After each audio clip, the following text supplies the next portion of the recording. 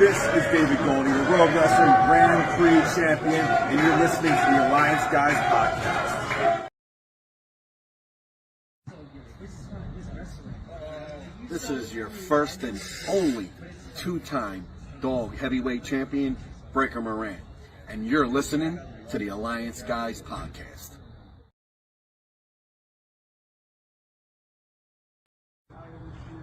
Hey everybody, this is ECW original referee Jim Molyneux, and you're listening to the Alliance Guys Podcast. What is up, everybody? Welcome to the Alliance Blog Podcast, a presentation of Alliance-Wrestling.com, your number one source for news and information for the National Wrestling Alliance. My name is Jay Cal, and we like to do things a little bit different here. It's Tuesday. It's 11:30 here on the West Coast, and one of our friends in the wrestling business, Dangerous Adrenaline Wrestling Gladiators, are having their super event coming up on June 28th, the All-American Bash. And fortunately, luckily, through the powers of Dr. Lawrence Zirconium, Jaden, and everyone else over at DAWG, we were able to secure an interview with a man who will be main eventing this event, taking on Vinny The Fixxer for that Dangerous Adrenaline Wrestling Gladiator Championship. And that is Marvelous. Marvelous, welcome to the show, man. How are you today? Man, how you doing, brother? Good, brother. Go right ahead. No, I'm good. I didn't realize, I didn't know we're in different time zones. I did not know you were all the way out on the West Coast. Yeah, man. I'm in Southern California trying to avoid what's going on down in LA, hanging out in the studio, hiding from all that stuff. But the wrestling world continues to go. June 28th is just a couple of weeks away. I mean, literally 18 or 17 days away. And, you're stepping into the ring with Vinny The Fixxer, a man who's had a bit of a change of heart. I mean, for us longtime fans of DAWG, I mean, Vinny The Fixxer hasn't always been so jovial and jubilant and happy. And now that he has claimed that DAWG championship, you're getting that opportunity to step into the ring with him the first time the title will be defended in DAWG. And you got that opportunity. Tell me about what that meant to you when you got the news from Jim Molyneux when he told you that you would get that match. The news, honestly, it meant a lot to me because I have main evented events in the past, but never as a singles competitor and never for a title. And so stepping into the ring against Vinny The Fixxer, who it's pretty hot and cold. Some days he could be a good person, and other days he go ahead and pull out some brass knucks on you, So it was definitely an honor, and I've been working with DAWG now for a little over 5 years now. Literally started just setting up the ring with them and working my way up. And I've always had a good relationship with them. And every time I'm always in a match, I somehow, some way came out with the victory. And I say that because I've had some tough matches. I really have had. And the fact that I've got one of the best records right now in DAWG wrestling right now means a lot to me. And I want to keep it that way. So this is the test. This is a challenge. And I can't wait for June 28th. With Dangerous Adrenaline Wrestling Gladiators, and I've been following the company for a long time. I've been a avid supporter of DAWG since way back in the day when they were connected to the National Wrestling Alliance. I've been friends with Jaden for many, many years. I was actually at one of the events back in 2023. I think it was in March. It was the last event at the Glassboro Fitness Center. And I'm showing my ignorance here. Did you ever have an opportunity to work for them at that the Glassboro Fitness Center? I don't know about the fitness center. I know I worked in Glassboro for the colleges and things like that. Okay, yeah, the Rowan University. So I've done the Rowan Universities, which is a tremendous crowd. Every time they've been coming out for years. That crowd is something special. So shout out to Rowan, by the way. Yeah, no, that's one of the best discoveries that Dr. Lawrence Zirconium was able to get for Dangerous Adrenaline Wrestling Gladiators. Now, not being a native from New Jersey nor enrolled in the Rowan University, I don't get to see those events live, but I have watched them online while they were streaming them live, and that the rec center is just always loaded with and what Jaden even told me is half the people there aren't even wrestling fans. No. So you're just performing for people who've never maybe not never, maybe that's not the right word, but people who aren't familiar with pro wrestling, they, with no disrespect intended, they're not really familiar with DAWG. They're not familiar with you, and you have to go there and work to get that reaction. Yes. Tell me about that, because it's like, in an environment when you are at a traditional wrestling show, people are there because they want to see wrestling. They paid their ticket to get in. These are college students just looking for something to do on a Friday, Saturday night. And you can win them over. You could lose them too. It's really based on real quick. Tell me how that works. You gotta, like you said, you gotta realize also too that there's a lot of fans that are gonna be there that are actually not wrestling fans at all. They're just there because maybe they want to see if it's real, quote unquote, Yeah. And they want to study it. They want to go ahead and just say, oh yeah, that's fake and this and that. And they want to go ahead and go. My job is to make, them into a believer pretty much. And when I go out there, I believe everything I do because it's been my life. It's always been something that's always been within me. So when that music hits and I'm out there and I'm marvelous, it's go time. And I want you to feel my hits. I want you to see the speed. I want you to experience, that hey, professional wrestling is, might not be your cup of tea, but at least respect it. Yeah. And I'm not gonna sit here and I'm not gonna pull my punches back. No. Vinny the Fixxer is gonna find out. I'm gonna go ahead and aim for the face at all times. Whether if it's with my feet or my fists, it doesn't matter. And I want the crowd to feel it. I want the crowd to see it. And that's the whole thing about rowing. Like rowing in any place that you really go to that's just new. I get to experience a lot of different things, especially with DAWG, where we go to like these county fairs and it's filled with people who like other things. They don't like wrestling so much, but it's the presentation, it's the charisma, and it's the belief in yourself that draws them to watch you and to draws them to watch everyone else. So that's how I do that, man. It's kind of interesting because I think like I've been a wrestling fan since I was a kid, since I was like 5 years old. I mean, I'm going to date myself here, but I remember watching the hype for WrestleMania 1, not getting WrestleMania 1, but watching the hype for WrestleMania 1, and then watching WrestleMania 2 and so many years of WrestleManias and watching wrestling, going to indie shows, going to live events and all that stuff. And I'm kind of jealous because as somebody who is an adult who doesn't, doesn't follow wrestling, the college student or somebody who attends the fair, they never watched wrestling before. And then to see it through those fresh eyes and seeing what you guys are doing, like even the disconnect from pro, like what you see on Monday night or Wednesday nights with, Raw or Dynamite, it's such a different dynamic than what you get at an indie show or an indie event like Dangerous Adrenaline Wrestling Gladiators produces, where you have these larger than life personalities in a very small environment, where when you're at the show, you're not like sitting up in the nosebleeds hoping to see something. It's right there in your face. Right. When you started working for DAWG, was that is that environment different from other promotions that you worked with? Like we talked about the Rowan Rec Center and then like those live events at the fairs and stuff. Do you feel it's a big difference between some of the other shows that you work for? As far as like some of the other companies I work for. Yeah. I'm sorry.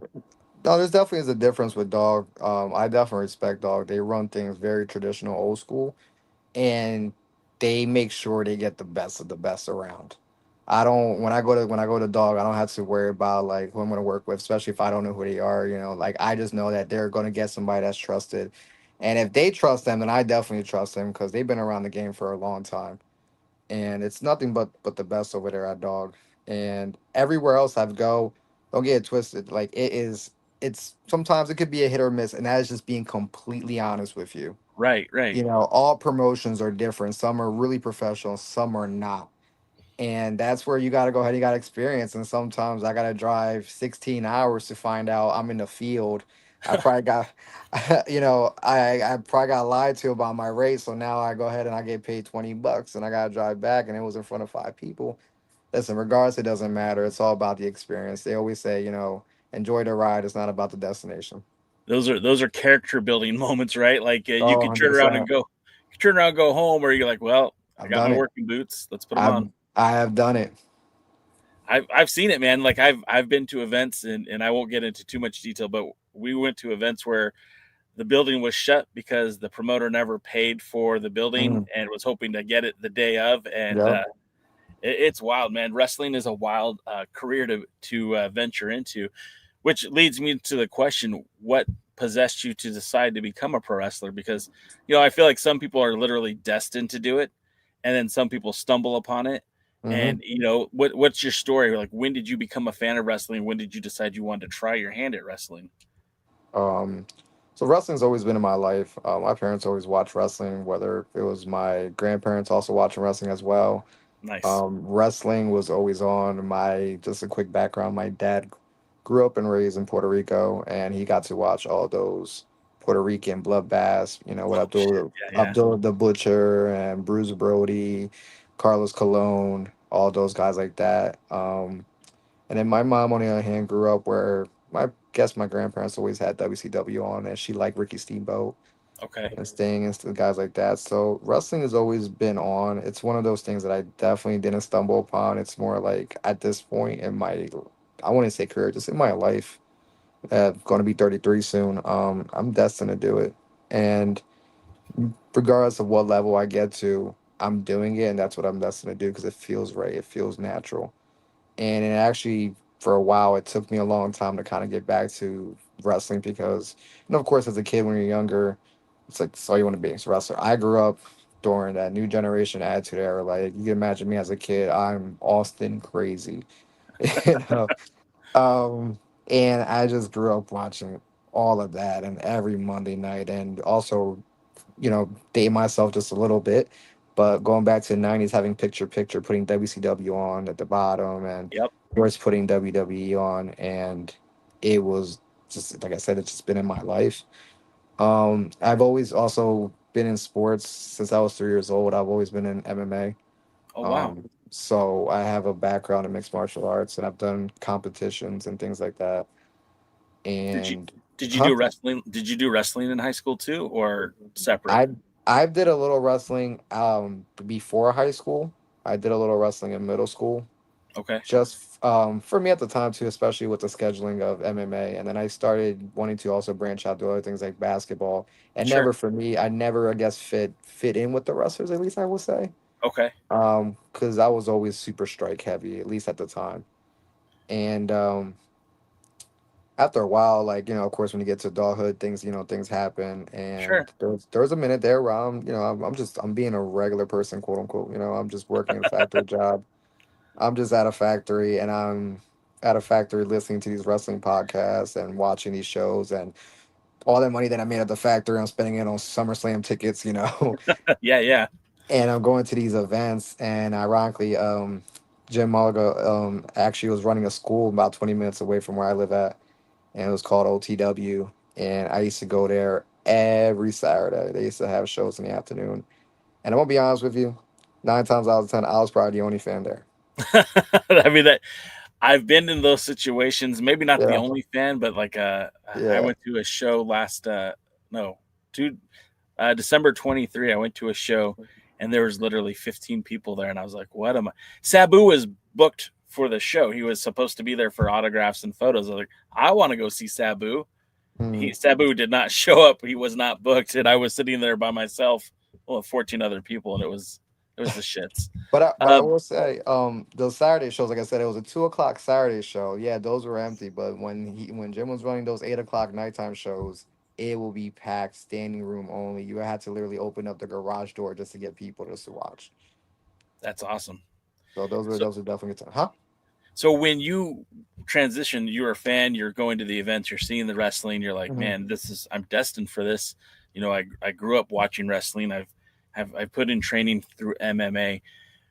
What was the decision that clicked that said, okay, you know what, I'm going to go get trained, I'm going to go look into training, and where did you choose? I'm assuming, and I don't know this, I'm assuming that you trained at the Monster Factory. Is that right? That's correct. The moment for me, pretty much was like, hey, what do you want to do for, like, pretty much like, what's your legacy for the rest of your life? Like, one day I'm gonna have kids. They're gonna look at me and they're gonna be like, hey, why didn't you do what you want to do? And because I know for a fact I'm gonna go tell them, hey, do whatever you dream. Like whatever you could dream about, go ahead and achieve it. So finally, after just I would say years of doubt, and I was actually talking to somebody yesterday about this. I just said, you know what? listen to the podcast. It's Stone Cold Steve Austin and Danny Cage is on there. Danny Cage is the promoter of the Monster Factory and Yeah. the owner of the Monster Factory. And I was hearing him. He was like, "Yeah, I got an open house coming up Tuesdays," and I'm listening to this, and I look it up, and I'm like, "Wow, I'm 40 minutes away from it." Oh wow. So I was like, you know what? Let me go check it out because if it's meant to be, it's meant to be. I had got my money saved up. I'm ready to go. I just had to see it. So when I went over there, I couldn't even enter the building. I passed it 5 times, not because I couldn't find it, but because I was nervous. Sure. I get I'm that. I'm nervous because at the time too, I'm 25 years old and I'm thinking I'm too old for this already. And on top of that too, I am the ultimate underdog. I am under 5. I'm under 6 foot. Let's just leave it at that. Yeah. So I didn't know if I was gonna, be welcomed or anything like that. Finally, I walked in there. I watched everybody do like these amazing things, and I'm just like, good gosh, like, I'm like, listen, I could strike, I could fight with the best of them, but I'm not a gymnast. I'm not gonna sit here and do a double backflip or anything Right. like that. So, and I know being a smaller wrestler, that's kind of like the expectation. It's like, oh, you're a flippy guy. Like, no, I'll punch you in your face, guy. Well, at 20 at 25, like, we've always heard notoriously like, well, WWE stops checking in on you when you get 35. Like that's 27, from what I was told. what is it? From what I was told last time, it was 27. Okay, things have changed a lot over the years. Yeah. To me, like I remember, because I'm a SoCal guy, we had a lot of guys like once they hit that 35 age, they're like, all right, well, I guess I'm not getting signed. Which Mm, is funny because some of those guys did end up getting signed down the road. But right. my question to you is, being 25, when you walked in there, were you the oldest guy in your class, or were there people there older than you, or I mean, how was the dynamic? No, there was definitely people there older than me. Actually, there was people there all different age groups at the time. Before our juniors program, it started at 18. You had to be 18 years old. Hmm. And definitely not the oldest one, so that made me feel good too. But regardless, everybody's there to have the same dream. Yeah. And one of the guys who, for me, like inspired me to keep going, especially at my age, was somebody who broke that mold. Who was my coach in the beginning was Damian Priest. Oh wow. Um, Jesus. Yeah. yes. So Good guy to have in your as a mentor, right? yeah, definitely taught me the ropes. Literally taught me the ropes. Definitely he had a hand before he went to NXT. He had a hand in my training the first 6 months that I was there. Um, And he was always told that he was too old and that he was never going to make it, anything like that. And I mean, just look at that in a matter of a couple of years. He goes on and cashes in at WrestleMania. That's the dream right there. That's always what, he wanted. That's always what everybody wants. And the fact that he made that into a reality made me realize, like, oh, hey, listen, I'm Puerto Rican. He's Puerto Rican. He's been through struggle. I've been through struggle. I'm thinking I'm too old. He thinks he's too old, but he got there. He got there. He made it happen. And no matter the size or no matter the height, you can make it happen because he put in the work every single time. Like I'm gonna tell you, this guy when it came to Monster Factor, he was like I used to call him like Batman because he used to just pop in, pop out, but every time you see him, he's working out, doing something, training Yeah. constantly. So that was my first experience at the Monster Factory, signing up. And like I said, I hesitated signing up at first, but I did, and I said, whatever, like I'm gonna go ahead, I'm gonna do this. I showed up and I've been there ever since. It's That's been awesome. it's been 8 years. 8 years. 8 years, yep. That's pretty incredible. So going back to Little Marvelous, when you were watching that TV picture in pictures, between Raw and I'm assuming Nitro, Yeah. who were you following? Who were you rooting for? Who were your guys? Like, who did you see and thought maybe you could emulate them, that you wanted to be like them when you grew up? I'll tell you on both sides. I'll start off with WCW. Okay. Man, that cruiserweight division was ridiculous at the time. It was Chef's Kiss. It was so Like, I always used to, especially being younger, I used to see like Macho Man and Hogan. I'm like, these guys are old, and I like Sting. Don't get me wrong, I like Sting. yeah. Sting was cool, right? Because he got to beat up all the old guys. I used to say, but watching like Eddie Guerrero, Psychosis, and all those guys, and besides like the Mask, they were just tremendous. And I used to even enjoy watching Dean Malenko. I mean, just what a technical wrestler he is. And on the WWE side. I was a huge and still am. My first favorite wrestler is Shawn Michaels. Like It's a good choice. Like wrestling wise and ring wise, I mean, I could watch him for days, days on end. And of course, growing up, it was Austin, and like I said, and Taker. And now that I'm older, I'm appreciating Bret Hart. I'm using a lot of Bret Hart's techniques, especially being a smaller guy. Um, all those guys I follow, and I've always looked up to. And yeah, man, I mean, now it's a little different because now I look at everybody's competition. But Little Marvelous was an HBK guy. He used to run around acting like a stripper. Hopefully, you kept the title, PG friendly and no Playgirl spreads. I grew up. I grew up in a little bit earlier era than you, but I was very much into wrestling during that time, and like that cruiserweight division was Mhm. something else. And we look at the success that like Lucha Libre is starting to have here in this country, where you see, Yes. WWE just purchased AAA, AEW has a very strong working relationship with CMLL, and you saw all like 20, 30 years before that, you had WCW filled with cruiserweights from AAA back in the day. Hmm. Talking Rey Mysterio, Super Yep. Carlo, La Parca. Like I'm a big Lucha Libre guy. Like I Yeah. literally go to Me TJ too. to watch Lucha, and it's such a fun experience. That's right. You got the experience over there too, because over here we don't really have that. That's where it's at. No man, and I'm telling you, like I've been. Well, you know what's close is that ECW arena. That is Uh, true. when I've heard the glory stories about ECW at the ECW arena back in the day. And, just recently I was in Tijuana, and Dr. Wagner and Dr. Wagner, El Hijo de Dr. Wagner and Dr. Wagner Jr. were wrestling. And it got so wild that they're throwing beers in the audience and people were diving. Mm. By people, I mean the luchadors are diving from the ring into the crowd. It was intense. And I'm like, this is probably the closest I'll ever get to being in the ECW arena, which now which now begs the question: you're watching Raw, you're watching Nitro. Did you ever get into ECW when you were a little guy?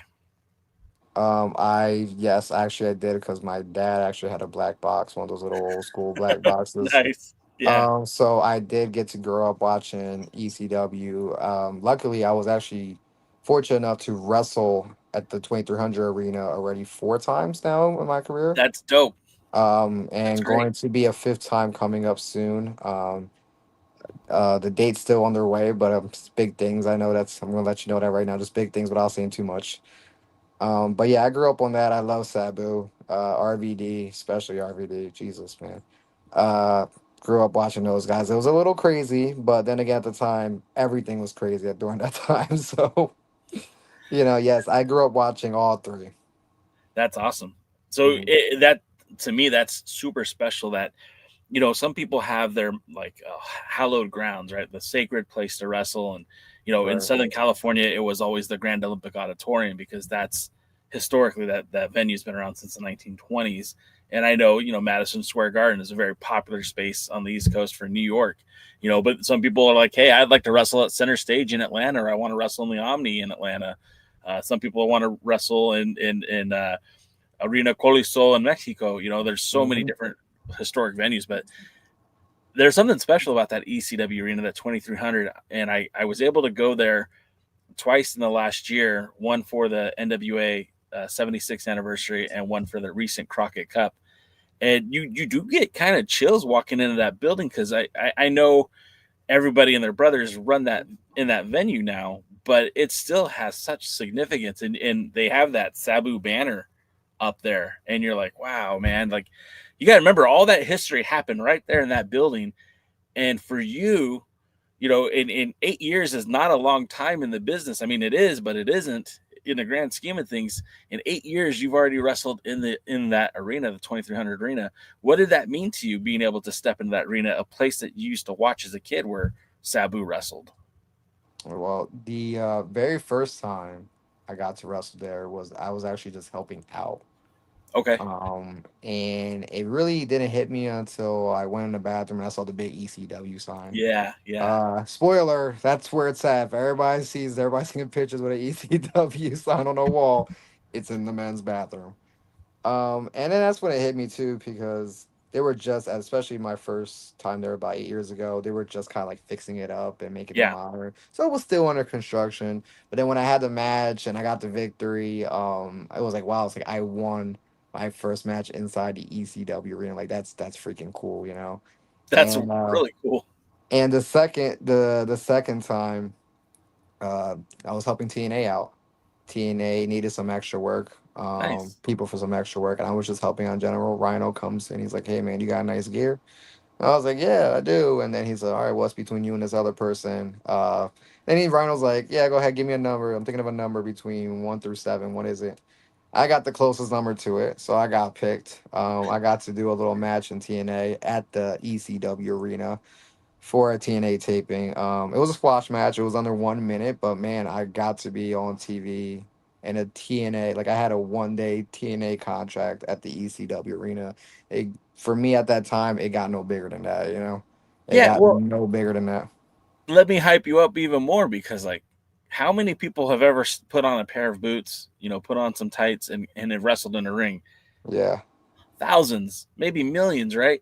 How yeah, many of them have been able to wrestle on TV? That number decreases quite significantly. right. And then say, hey, I had a cup of coffee with TNA wrestling. And even if it was a squash match, man, you're Yeah. doing what you love in the Hmm. sport that you enjoy doing in one of the most hallowed sacred grounds you could think Yeah. of. It's like, that's freaking awesome, man. And tip the hat to you because that's pretty cool, man. I Appreciate dig it, that man. for you, man. That's really, don't sell that short because that's an amazing memory that you'll be able to share. You said earlier, your legacy. You'll be able to tell your kids, like, look, no matter whatever Mhm. happens, no one can take that away from you. You wrestled for TNA Wrestling in the ECW arena. ECW arena.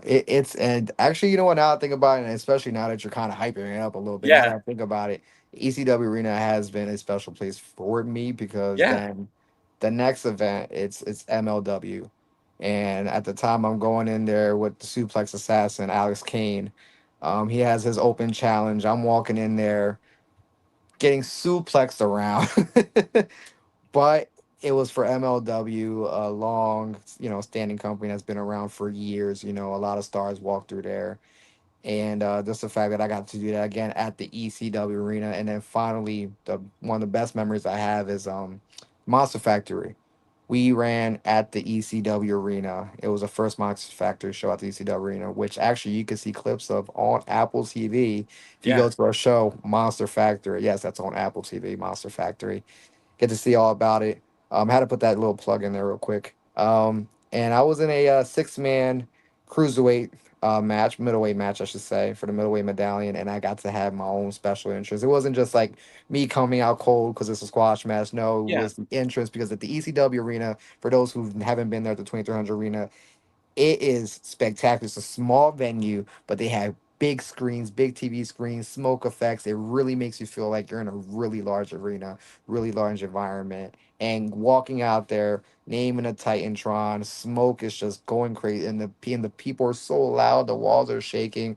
The boys in the back are out there. They're giving me a standing ovation. Like it was just like it was unreal. It was really unreal. It was an outer body experience. You could kind of see that in my face in the entrance because I kind of have that look. Like I'm like, oh boy, kind of like how Edge looked at the Royal Rumble. He was like, oh boy, it yeah, was it was that because then that right there was the top of the top. So 2300 Arena, can't wait to do it again. It's definitely one of my special places for sure. So yeah, man, thank you for actually just reminding me that, man. That shit is cool. yeah. Apologize if I can't cuss. I did No, just throughout you the can S word. cuss. I can I mean, cuss. as long as you're not dropping like Of course. hate speech, we're good. We're good. No, Uh, no, just I always gotta no, watch my tongue a little bit. I'm like, sorry, I'm a little bit of a sailor. No, you're good. Look, when I crash out, I'll say things too, and it gets me in trouble with the wife. But I'm pretty good here on the podcast.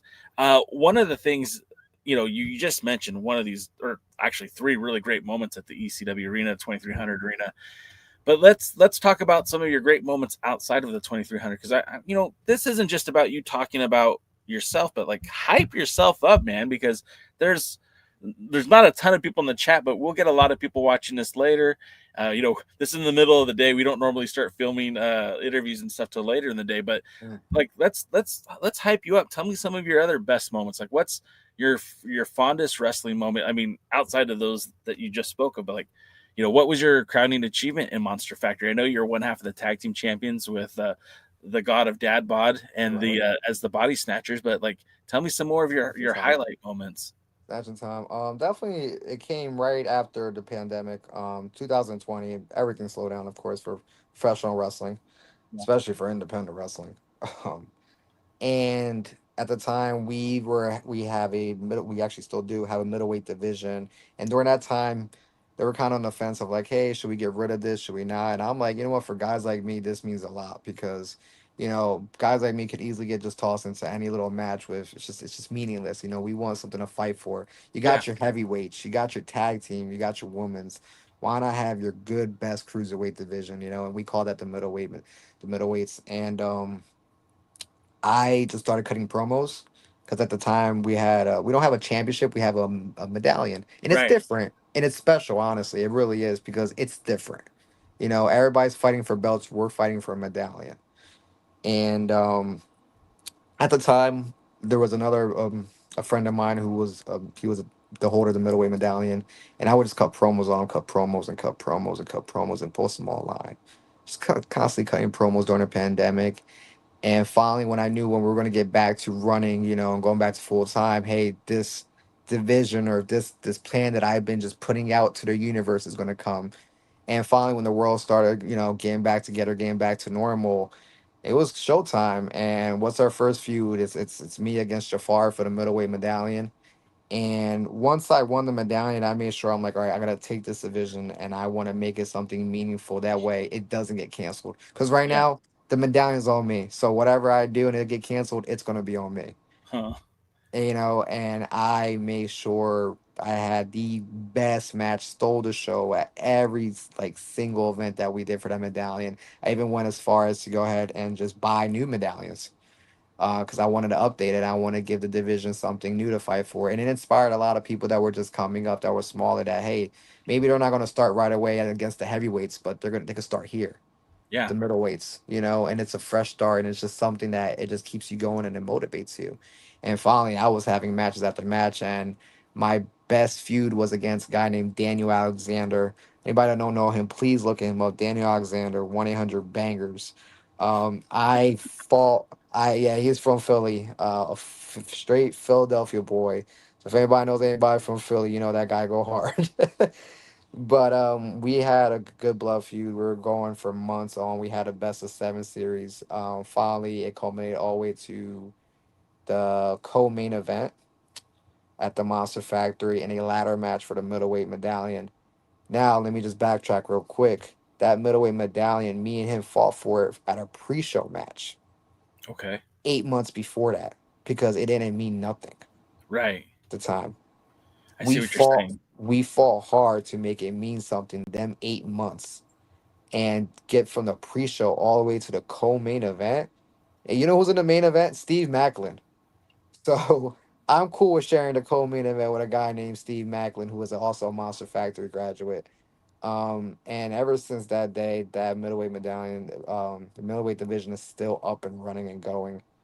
And it's been so many years now, and I'm very proud of that. I'm very proud of like, hey, listen, I might not have this big legacy where everybody's like, oh, everybody knows you from WWE. No, the people that followed the Monster Factory know the Monster Factory. I left a legacy there with just that alone, and that's just the middleweight.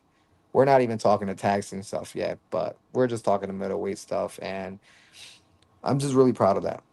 Out of curiosity, because on the grand stage, the WWE, AEW, they've abandoned weight divisions. Well, I guess AEW never had them, but WWE, they brought back the 205 Live title for a short time. The essential the lineal championship to that cruiserweight title that Hmm. WCW had that WWE co-opted. Right now, I think I think MLW still does a middleweight division, and I know that the NWA has their junior heavyweight division. Do you think it was a mistake for the big two companies to abandon weight classes, or do you think it fits their mode, their style of wrestling? I think as far as WWE is concerned, I just think it just fits their style to not have it. And on top of that, too, I could understand from TV perspective, WWE's perspective, it's time to do different things and newer things. Remember at the end of the day, it is a TV show. Right. And a lot of people, get lost in that. And I'm glad that people do get lost in that. That, hey, listen, is it real? Is it not real? Is it, you know what I mean? At the end of the day, it's a business decision. I could understand why now. Is there room for it? 100% there's room for it. They can have hours and hours of TV and hours of wrestlers. Listen, I always thought that the 205 could have been done right if you didn't have it right after SmackDown. You just got done seeing Roman Reigns, Yeah. no disrespect to nobody that I'm about to mention, but ain't nobody trying to see nobody that they haven't really seen on WWE product, and I think they were kind of set up for doom a Yeah. little bit as far as for WWE perspective. But as far as other companies that have it, I think it's good. If there's room for it, there's definitely room for it. It just all depends on the presentation and what you want to provide for your audience. I know a lot of audience, they just want to come for those super super larger in life athletes. But hey, we're all superheroes, and if you look at a Marvel comic book, you're gonna see guys as big as the Hulk, but then you're gonna see the Ant-Man, and everybody in between is just special in their own way. So Well, that's right. I there's room mean, for it all. Wolverine was only 5'3", man, so it's all good. You don't need to be. Not everyone needs to be the Hulk. I think Nah, everybody needs to be the Hulk, exactly. so. Obviously, the big event's coming up June 28th. Oh You're yeah. stepping into the ring with Vinny the Fixxer. I mean, your time in Dog has not been like super long is what I'm trying to say, but you Right. have made the best of the opportunities that are presented in front of you. Your 100%. win-loss record right now is one of the tops, and that's why you were given this match. Tell me about working with Dangerous Adrenaline Wrestling Gladiators, and tell me about working for Lawrence Zirconium, the good doctor, if you will, and how that process, like, how did they approach you? How did they find you? Did you come to them or did they come to you? So it goes back to Jim Malago running on OTW. Like I Okay. said, I was always there. So we had that little bit of relationship where, like, hey, he knows who I am. He has seen me before. But finally, like, I got to speak with him and then meet with Jaden, and I've always had a great relationship with them. Um, they respect what I do, and they're actually one of the few people that I'm like, all right, they definitely respect what I do, because there's a lot of promoters that be like, hey man, good match, yeah, you're a good wrestler, yeah, whatever. Like, no, Jaden, he knows what's a good wrestler and who's not a good wrestler. Yeah. So I trust their opinion. Like I was saying earlier, I respect their opinion, and they really make me feel welcome. There's times where I might not see him for 6 to 8 months. It doesn't matter, because when I do see him, it's business time, it's go time, and it's like we never left. So like I said, I definitely have a great relationship, and I cannot wait for June 20th, because what best way to represent the company and to have that dog championship around my waist. I mean, it's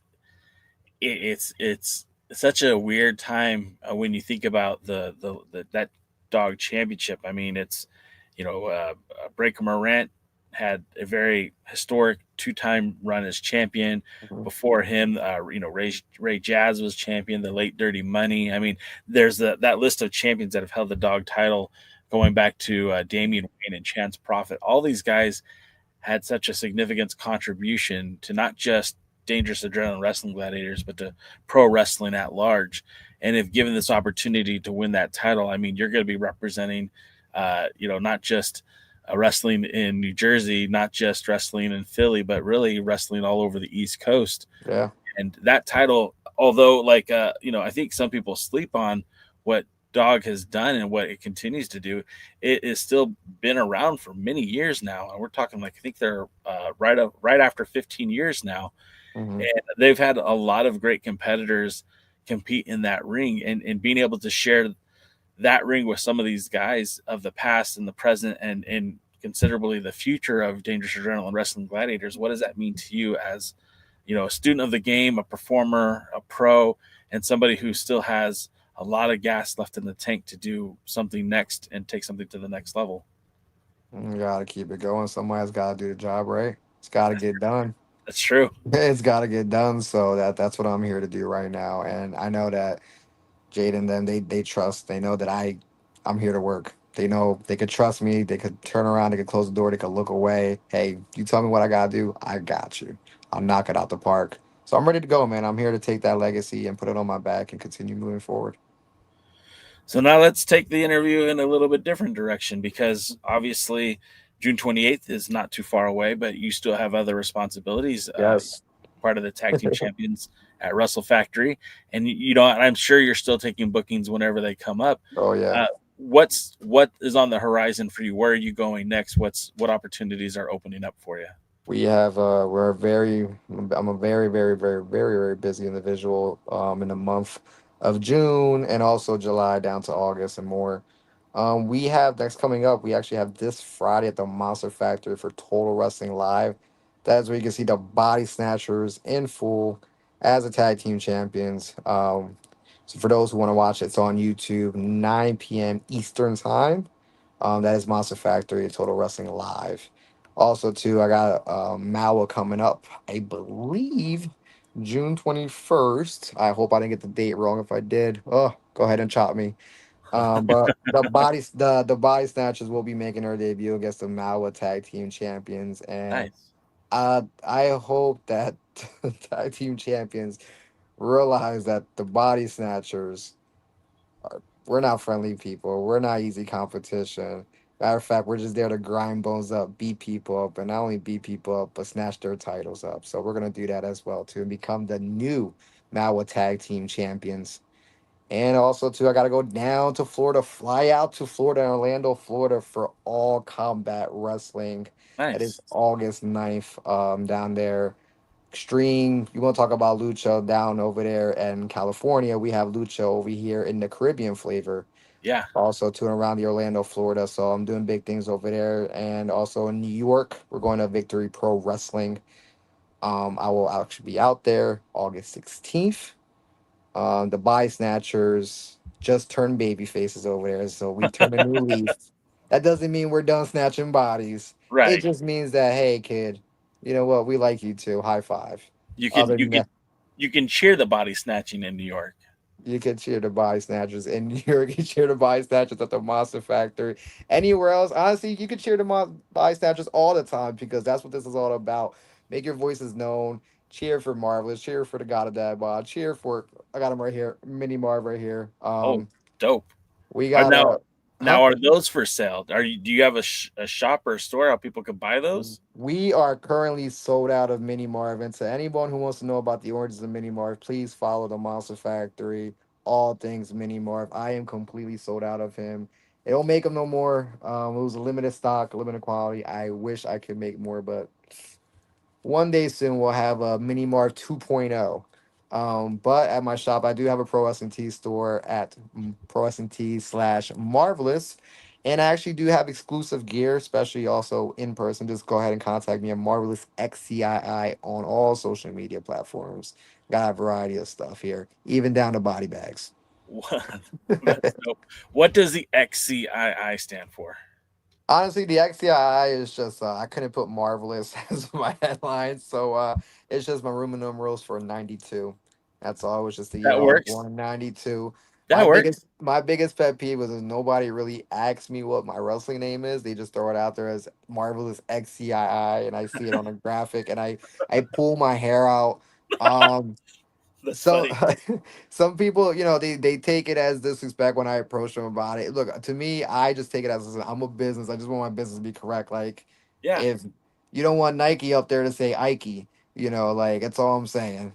I've been doing this for a while now. Just ask. That's all you gotta do. Just ask. Hey, what's your name? How you spell it? Marvelous. Well, I could appreciate from a business standpoint, because I mean we're all brands, right? We're all trying to put out our Yeah. brand. I mean, you can see it right here. It says the Alliance blog and Alliance Wrestling, all Dude, you that good got your stuff. thing going here, and everything's the same. The Alliance Yeah. blog, it has to be the same. And that see that's the businessman, because if I type in the Alliance blog, guess what? You'll find me. Doesn't matter what Mhm. platform, you'll find me. And even though that's not your wrestling name, that XCII, I mean, if it follows you, that's a good thing, because that means people know where to find you. Marvelous You XCII. type They'll that go. XCI on Google, you get everything Marvelous. There you go. So that is There you true. Yes, go. that works. All right. Now we have a little bit of time left, and I there's still other questions I want to ask, Go because ahead. one of my favorite thing about wrestling. Look, we covered the basics, right? We covered what was important, but like I want to cover other things. Like, so you're based in the East Coast. I'm guessing you're in New Jersey, right? New Yes. Jersey or Philly.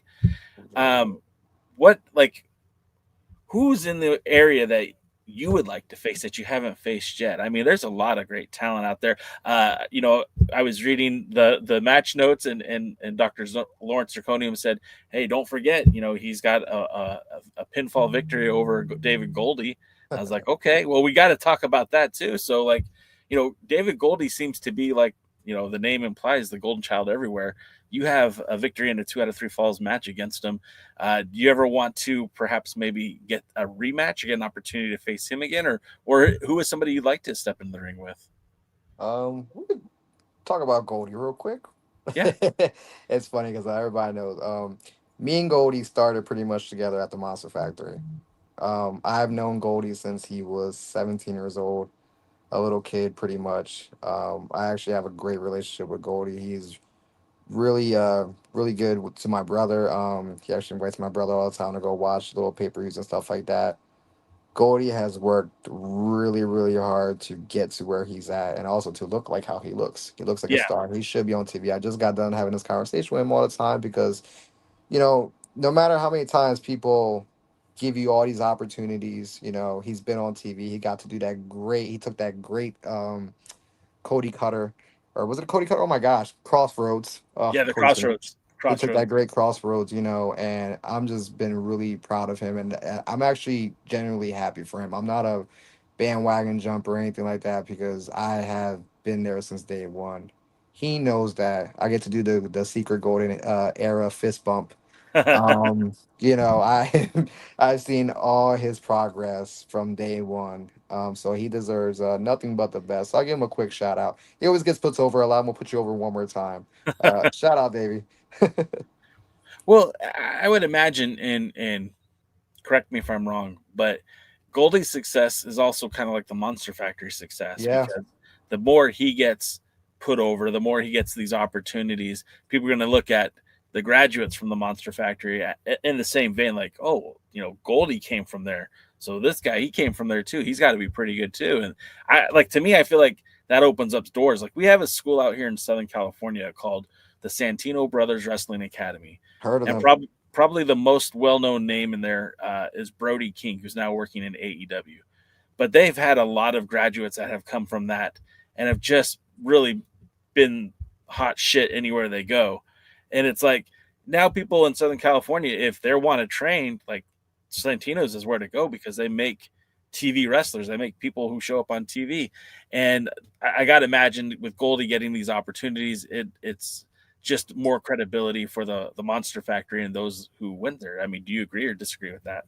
No, it continues the legacy of the Monster Factory because the Monster Factory is one of the oldest professional wrestling schools in the country. Yeah. We got guys like Bam Bam Bigelow, the founder of Monster Factory, Buddy Rob. Oh my goodness, gosh, hate your boy, Buddy Rogers. Oh my gosh, I'm like Larry Sharp as well too. I don't want to forget these names because I could just hear Danny Cage right now yelling at me like, "You forget Larry, don't forget Larry." No, Larry Sharp. Down to guys who came across the pond and like guys like Sheamus, guys who just stopped by. Matt Riddle, Steve Macklin, those guys right there. Bam Bam Bigelow, like I said earlier, like those guys and now Goldie gained these opportunities and everyone else too, not only just Goldie, but we got the notorious Mimi who has been on NXT, who has been on WWE as Yeah. Shalom Jacobs. We have guys like people that you haven't even heard of that you're seeing now on waves. Nick Batee, Brian Morris, Chris Perez. I could continue. The list goes on and on. And Monster Factory is always producing talent. That's one thing that we strive for, is to be the best of the best. Around here, at least these parts, who trains at the Monster Factory and who's doesn't. There's a lot of schools around in the East Coast. There really is. And safe to say, and I could be biased, but man, it's hard to hang with us. We could get in there and we're ready for TV because that's what they build us for, is to be TV ready.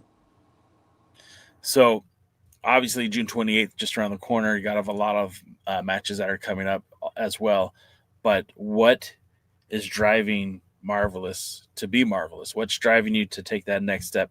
Where are your goals or your intentions for this career? Where do you want to be? Right now, time is ticking, and I see it. And right now, I'm at the peak right now, I can say. But I still feel like I'm not there yet. Like, I'm not at my peak. I feel like I'm at my prime, but just not at my peak. So that's how I know I still have more to climb and still have more things to accomplish before I just say, hey, you know what? It was good. But again, never say never. Like I told you early in the beginning, Damian Priest was at the end thinking the same thing, and look what happens, you know? So I'm going to keep fighting. I'm going to keep pushing through, and I want to keep having success. And I want to have my name out there more. I want to travel more. I'm lucky right now to go up and down the East Coast. I go anywhere from Maine all the way down to Florida. But time to get out to the West Coast. Anybody out here listening on the West Coast, contact me at Marvelous XCII. I will fly out there and snatch some bodies up because, man, that's what I was meant to do. That's awesome. That's what I'm going to do. So let's get right. We'll put that out there as like a bat signal, just a big Marvelous sign. We'll just put it up. Big M logo. I will show up. Trust me, my Batmobile there. Have Boots will travel. Like that's it, man. He wants to get out here and wrestle. Oh, I don't want to keep you any longer. Thank you so much for giving us this opportunity to speak with you. All the best for the upcoming dates that you have planned. All the best when it comes to the 28th. Of course, you're stepping in the ring with Vinny the Fixxer. Got to make that hard plug one more time because that is a part of the All-American Bash. That's going to be one of those big events for Dangerous Adrenaline Wrestling Gladiators. That's always – what's that? That it's summertime too, and I can't wait. It's we're gonna get right. We're gonna get high in there. So summer was made for wrestling. It is, of course. All right, man. Well, all my best to you. Thank you so much. Thank you for everyone who's hung out with us and stayed in the chat. Again, check the video description. Marvelous links will be in there, and I'll add the Pro Wrestling Tees site in there as well, so we get all your links in there. But thank you so much for your time. And that's going to do it for us on this episode of the Alliance Blog Podcast. And until next time, we'll see you at the matches. Thanks for joining the stream. This has been a presentation of Alliance-Wrestling.com. We genuinely appreciate your support. Would you consider subscribing so you'll never miss a future episode? I'd also like to remind you we do a live stream every Tuesday at 5 p.m. before NWA Power. You can find us on social media at The Alliance Blog. And until next time, we are The Alliance.